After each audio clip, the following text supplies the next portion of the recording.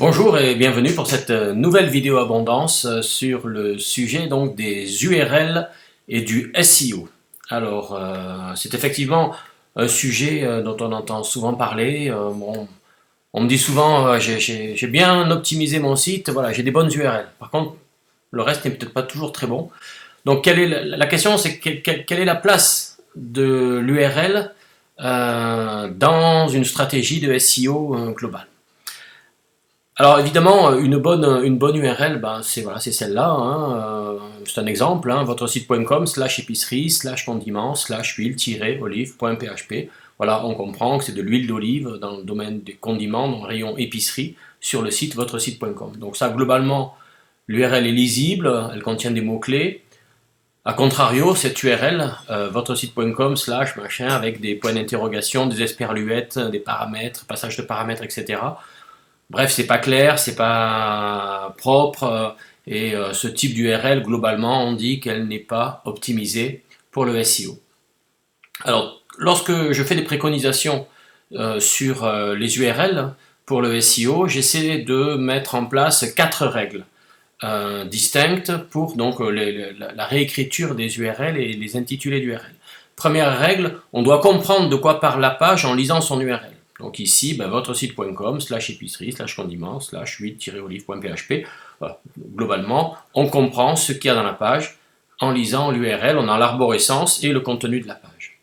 Règle numéro 2, pas de lettres accentuées, donc voilà, lettres accentuées ou caractères diacritiques, c'est dire et E accentué, O accent circonflexe, voilà, éviter ce type d'URL et donc modifier les caractères accentués. Et accent aigu dans cet exemple sera remplacé par E, O accent circonflexe sera remplacé par O dans les règles de réécriture d'URL de votre CMS, de votre plateforme de création de site. Troisième règle, les mots sont séparés par des tirets hauts et pas par des underscores tirés bas. Alors pour ceux qui ont des PC et des claviers PC, hein, on dit souvent tirer du 6 pour le tiret haut, tirer du 8 pour l'underscore. Donc des tirés du 6 et pas des tirés du 8, des tirés hauts et pas des underscores. Donc ici huile-olive.php, on est bon. Et règle numéro 4, si c'est possible, essayez de terminer vos URL par une extension, .html, .php, ce que vous voulez. L'idée en fait de cette extension, c'est plutôt d'avoir une marque de fin d'URL. Personnellement, ça m'a aidé sur plusieurs dossiers, notamment pour supprimer des URL ou désindexer des URL de Google, pour dire, je cible les URL qui commencent par www.votresite.com ou autre, et qui se terminent par .html, .php ou autre. L'idée, c'est d'avoir une marque de fin d'URL. Bon, si vous ne l'avez pas, c'est pas très grave, mais si vous pouvez le faire, c'est peut-être une bonne idée. Peu importe si vos noms de page sont à la racine ou pas, ça se voit assez souvent sur les boutiques e-commerce, sur les sites e-commerce. Premier exemple ici, il y a l'arborescence, épicerie, condiments, Provence, huile d'olive. Deuxième exemple, huile d'olive est directement à la racine du site. Les deux ont leurs avantages et leurs inconvénients. Dans le premier cas, c'est un peu plus long, on peut mettre un certain nombre de mots-clés. Et puis on a l'arborescence sous les yeux, donc on peut se positionner en tant qu'internaute, on peut se positionner dans le site lorsqu'on lit l'URL de la page. Dans le deuxième exemple, c'est plus court, il y a moins de mots-clés. Par contre, si on veut positionner par exemple la fiche produit sur l'huile d'olive, si on veut la positionner à plusieurs endroits dans l'arborescence, comme il n'y a pas l'arborescence dans l'URL, on gardera la même URL, et on n'aura pas à utiliser les balises canonical pour indiquer à Google quelle est la page canonique. Bon, c'est à vous de voir. Personnellement, j'ai jamais vu un avantage à SEO à mettre en place la deuxième solution, les pages, les URL au niveau de la racine.